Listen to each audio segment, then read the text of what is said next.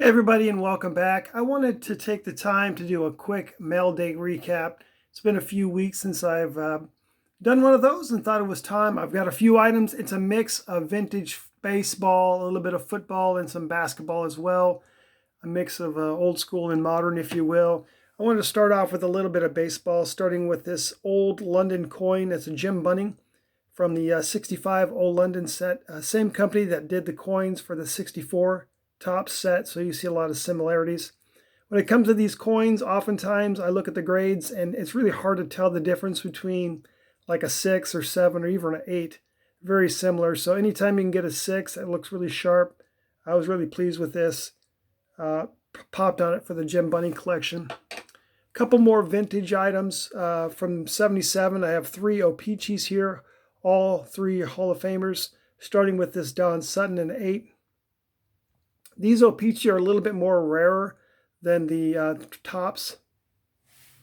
Probably like 5-to-1 on the PSA registry for that Sutton. Here's a nice Phil Necro.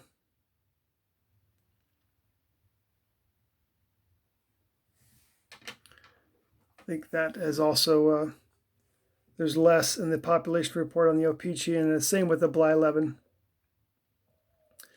These aren't extremely valuable cards, but they're guys that I collect. I'm just starting to get a Bly11 collection going. A little bit of work on the Necro collection the last couple of years, and I'm pretty much done on the Sutton. Picked up the O-Pee-Chee variation because I'll do that whenever I can.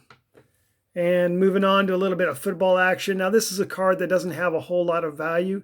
I have this card all beat up. Probably wouldn't sell for 10 cents in a bin at your local card show, but for whatever reason, I picked this up for a few bucks. A really cool record breaker from the 85 Topps set.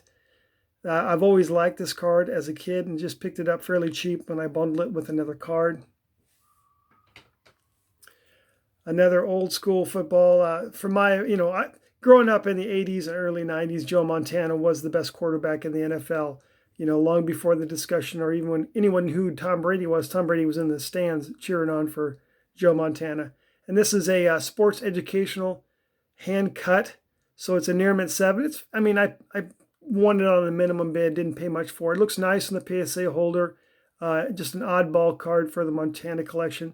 It's kind of got like a gold foil border around it, so it kind of presents really well, even though it wasn't cut out perfectly.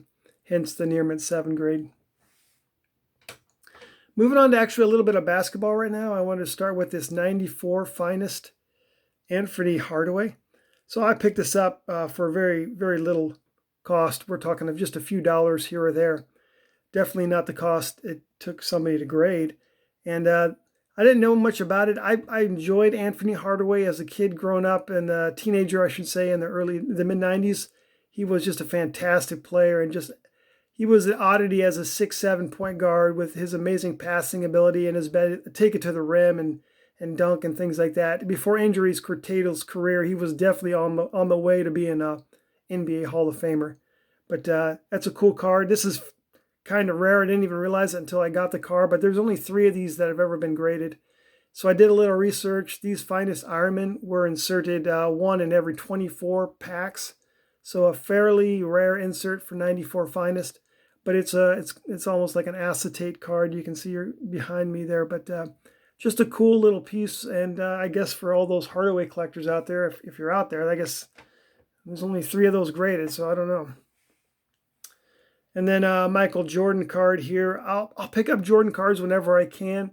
He is, in my opinion, our modern day version of Mickey Mantle. He transcended sports, and once again, they have this documentary coming out about the Bulls. The popularity has gone through the roof, and his card prices have quadrupled and overnight, it seems, on certain cards.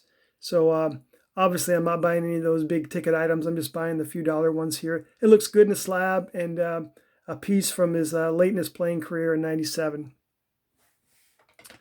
And then I also had one SGC card as well, also a Jordan. This is the old style SGC label. So this is probably somewhere, a couple years ago when this one was graded. 95-96 Skybox EXL. I like in the back too. It's got him wearing the Jordan 11s, with the patent leather. Just a cool playing year Michael Jordan card. Got fairly inexpensive. And then one card that's not graded that I'm really excited about, and just look at the shine on that. This is from the 98 Fleer Tradition set. This is an insert called Electrifying, 10 card set. Picked this up for just over 20 bucks. Super excited. I mean, I didn't know what to expect. I'm not a rare insert collector. I do collect Kevin Garnett. He's probably my favorite player to collect from basketball. But I tell you what, I'm in love with this card. This thing is just gorgeous, just absolutely beautiful. I wouldn't mind picking some more of these up, Electrifines, but they're quite pricey. I looked at the pop report on this as well. There's 24 of these graded, so I don't know what the print run was on those. I don't know how rare they were inserted into packs. If anyone knows any more information about this Electrifying set, please post in the comments below, because I'm really eager to find out. But as far as eye appeal, this thing is just drop dead gorgeous. There was a 10 that's buy it now for like 700 bucks on eBay. So I was not going to go that route. Saw this raw and picked it up and really happy about it. And then the last thing, I got 5 boxes of NBA hoops. I had been waiting for this stuff to go on sale. I figured it would go on sale in the fall, but then I'm online and I see that these boxes are selling for like 55, 60 bucks in some cases on eBay, and I was like, oh my goodness, then do we still have any? So my wife was at Walmart, and I had her go look over in the card section, and they had 10 boxes of these. I picked up 5 just because, I mean, there's still some for somebody else, but I mean, I'm not trying to profit on it. I just want to keep it in for my collection. I don't intend to sell them. I don't intend to rip them right now, but it's a cool piece. It's got Zion Williamson on the box, which is definitely an appealing factor, and a lot of good rookies from this class, although the season may or may not start again. But that's all I've got for the mail day. Once again, I appreciate everyone's post, your comments, and I'll talk to you again soon.